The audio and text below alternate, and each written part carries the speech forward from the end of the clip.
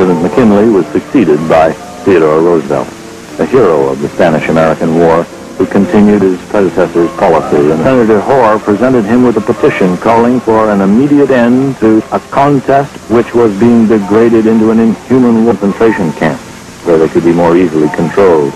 It became a senatorial scandal when it was discovered that hundreds of civilians had starved to death in these camps. In the entire pacification program, the only effective and permanent pacifier seemed to the frustrated American servicemen to be the Krag repeating rifle.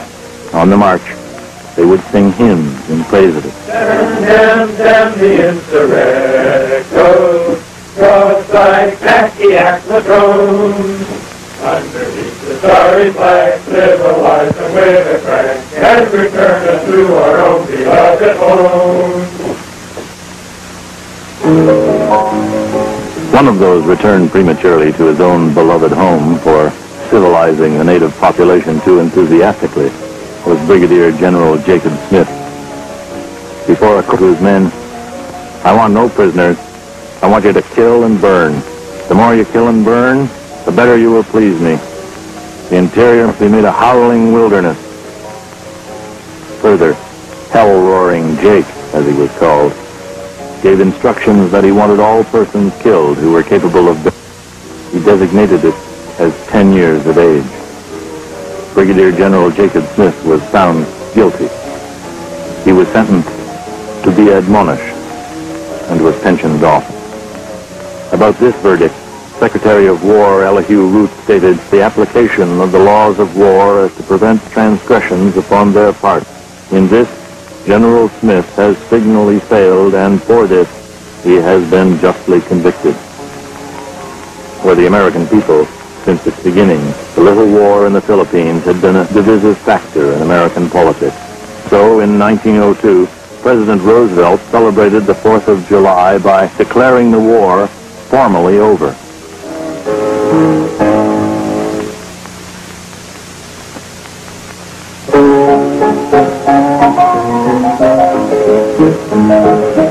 Nevertheless, 2 years later, an anti-war protester confessed wearily, "We should all be glad to hear no more about military operations in the Philippines. Many of our countrymen are so tired and sick of the whole bloody, blundering business that they are ready to cry curses on anyone who talks about it." But he concluded, "Within 5 years, the policy followed by the executive branch of our government has practically changed the relations of the Army to the nation. It is no longer the chief use of the Army to defend the country and preserve the peace. It tends to become an instrument in the hands of whatever administration is in power for carrying out a policy of foreign aggression." But the war was a long way away from the American people, and by this time was being fought by professional soldiers.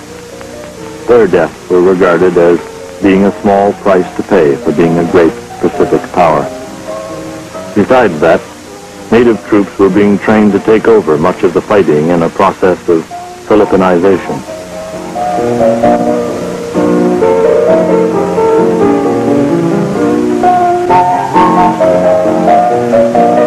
The country had been largely pacified by force, and Filipino leaders had been found who were willing to collaborate with the powerful Americans.